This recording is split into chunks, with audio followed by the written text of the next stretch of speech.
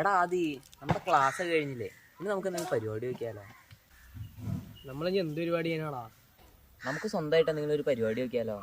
അതിനിപ്പോൾ ഇന്ത്യയിൽ വല്ല പ്ലാനും ഉണ്ടോ? അല്ലടാ, വല്ല കൃഷി എന്തെങ്കിലും. കൃഷിയോ? എന്ത് കൃഷി ചെയ്യാനാ? നമുക്ക് കറ്റാർ വാഴ കൃഷി ചെയ്താലോ?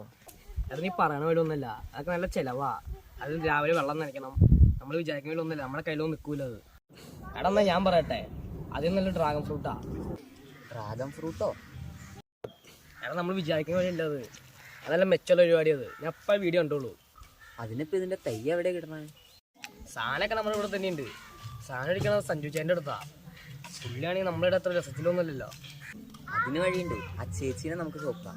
അതൊക്കെ സമയം കാണട്ടെ, നമുക്ക് ഇപ്പം തന്നെ പോവാം.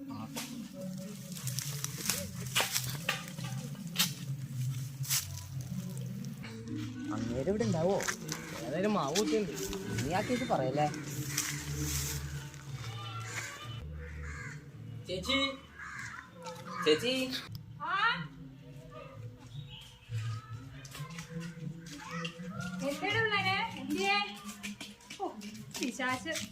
ഞങ്ങൾ വളർത്തുന്ന ചേച്ചി.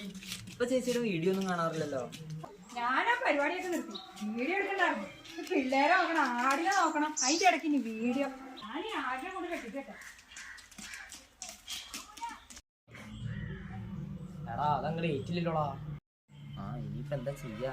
ഞങ്ങളോട് തന്നെ ചോദിക്കാം, അല്ലെങ്കിൽ വേറെ വഴിയൊന്നുമില്ലല്ലോ. അതുകൊട്ടെ, സാധനം എവിടെയാ? ആ കാണിച്ചു തരാം. അതെന്താണ് സാധനം? ഓ, ഇതപ്പടി മുള്ളാണല്ലോ. അടുത്താണ് കള്ളിച്ചെടി. അത് ചെറിയ മുള്ളുകളൊക്കെ ഉണ്ടാവും, നമ്മൾ നോക്കി കൈകാര്യം ചെയ്യണം. എടാ, നീ ഉണ്ടാക്കിയ അയാളുണ്ട്. ഒന്നുമില്ലാട്ടാ, ഞങ്ങൾ ഈ ചെടീനെ പറ്റി പറയാറുണ്ട്. അതല്ലാട്ടാ, ഈ ചെടി വീട് വളർത്താൻ മുകളിലാണ് ഞാൻ കുറെ വീഡിയോ കണ്ടിട്ടുണ്ട്. വീട്ടിലല്ലാണ്ട് പിന്നെ ഇത് കാട്ടിലാണ് പറഞ്ഞത്. ഈ ചെടി വീടിന് ചേർന്ന് ഇട്ട് കഴിഞ്ഞാൽ ഭാര്യയും ഭർത്താവും തമ്മിൽ എന്തും പ്രശ്നമാണെന്ന് ഞാൻ ആ വീഡിയോ കണ്ടേ. അതെയോ? ഞാനിപ്പോ ഒരു വീഡിയോ കാണാറില്ലടാ. ഫോൺ തുറന്നു നോക്കാറില്ല ശരിക്കും പറഞ്ഞു കഴിഞ്ഞാൽ. ചിലപ്പോ ശരിയായിരിക്കും ചേട്ടാ. ചേച്ചി ഞാനും തമ്മിൽ എന്നും പ്രശ്നങ്ങളാണല്ലോ, ഞാൻ കേൾക്കാറുണ്ട്. അതിപ്പോ എന്താന്ന് അറിയാൻ പാടില്ല. ഞാൻ എന്ത് പറഞ്ഞാലും അവൾ അനുസരിക്കാറില്ല. ഇനിയിപ്പോ ഇതിന്റെ ആയിരിക്കുമോ? ശരിയായിരിക്കും ചേട്ടാ, ഇത് തന്നെയായിരിക്കും കാരണം. അതായത് വെട്ടിപ്പുറത്തി കാട്ടിക്കളയാൻ നോക്ക്, കുടുംബത്തിൽ മനസ്സമാധാനങ്ങൾ ഉണ്ടാവും. കാര്യം ഞാനിത് ഒരുപാട് ആഗ്രഹിച്ച് നട്ടതാ. എന്നാ ചെയ്യണേ? വെറുതെ റിസ്ക് എടുക്കണ്ടല്ലേ? വെട്ടിപ്പുറത്തി കാട്ടിക്കളയാം, മനസ്സമാധാനം ഉണ്ടാവൂലോ.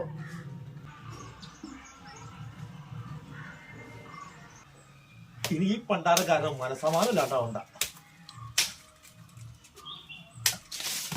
എങ്ങനെയുണ്ട് എന്റെ ഐഡിയ? സൂപ്പർ. പാവ ഒരു മണ്ടനാട്ടോ. അതെ അതെ.